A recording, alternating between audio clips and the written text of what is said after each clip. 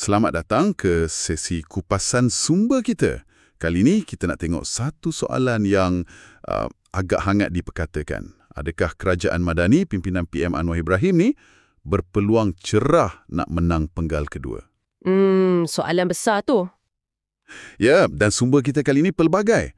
Ada analisis guna AI, ada data tinjauan macam dari Merdeka Center, laporan ekonomi, pandangan pemerhati politik pun ada. Okey.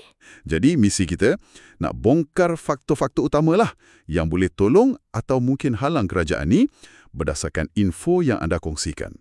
Politik Malaysia ni kan macam roller coaster, selalu ada kejutan. Betul tu. Memang tak boleh jangka selalu.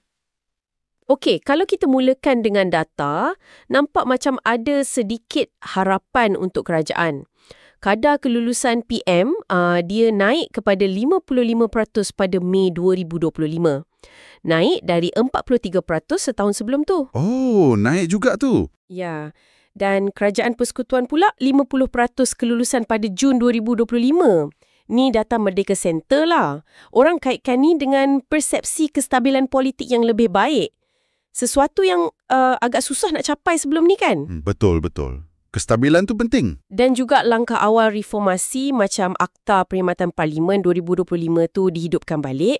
Orang nampak macam satu isyarat tadbir urus yang lebih berprinsip. Menarik data kelulusan tu. Macam ada keyakinan awal sikit. Tapi kita tahulah, stabil politik je tak cukup kalau perut rakyat tak terisi kan? Ya, betul. Macam mana pulak dengan nadi utama negara kita, ekonomi? Ada petunjuk kat situ yang selari dengan sentimen politik tadi? Itu soalan penting tu. Okey, ekonomi ada catat pertumbuhan 4.4% suku pertama 2025. 44.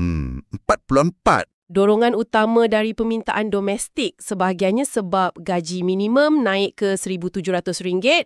Lepas tu ada bantuan perayaan, inflasi pun rendah, 1.4% je Mac 2025, terendah dalam 3 tahun.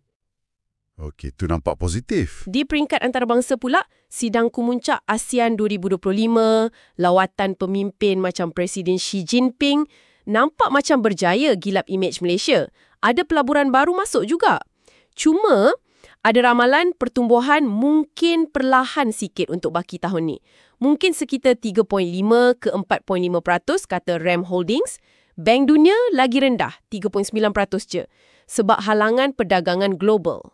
Jadi, petunjuk awal tu positif, tapi belum tentu cukup kuat lah ya. Boleh kata macam tu lah. Kena berhati-hati. Betul. Sebabnya, cabaran besar tetap ada. Balik-balik isu asas rakyat. Yang paling utama, Merdeka Center pun selalu sebut, isu kos sari hidup. Ya, itu nombor 1. Memang kekal jadi kebimbangan utama. Lepas tu, rancangan kerajaan nak buat rasionalisasi subsidi, contohnya RON 95 nanti, nak perluaskan SST lagi, walaupun mungkin perlu untuk fiskal negara, tapi kat mata rakyat, ni macam bom jangka ekonomi tau. Betul. Komunikasi kerajaan pasal benda ni memang kena sangat-sangat teliti. Kita dah tengok kan hingar-bingar masa potong subsidi diesel tahun 2024 tu. Ya, betul. Kena belajar dari situ.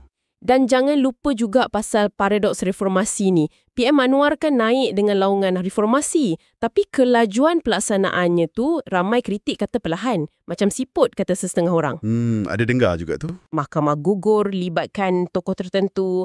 Benda-benda ni timbulkan keraguan lah terutamanya kat kalangan penyokong tegar reformasi itu sendiri.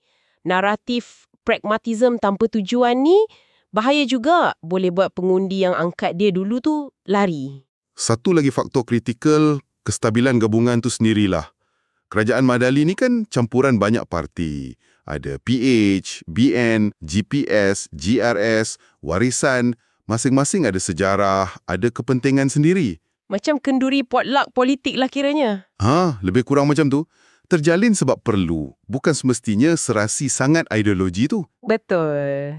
Jadi, kerapuhan ni, keperluan nak sentiasa kompromi, potensi konflik dalaman, semua ni buat kestabilan jangka panjang tu macam jalan atas tali halus je.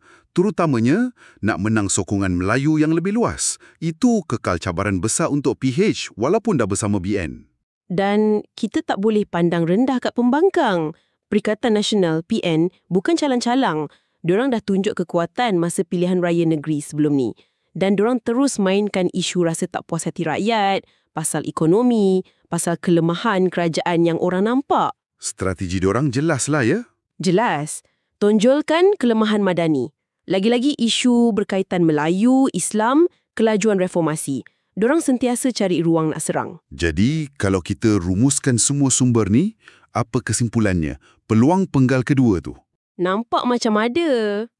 Ada, tapi api tak pasti lagi kan? Sesetengah sumber, termasuk model AI yang anda kongsi, letak kebarangkalian dalam 55 hingga 60%.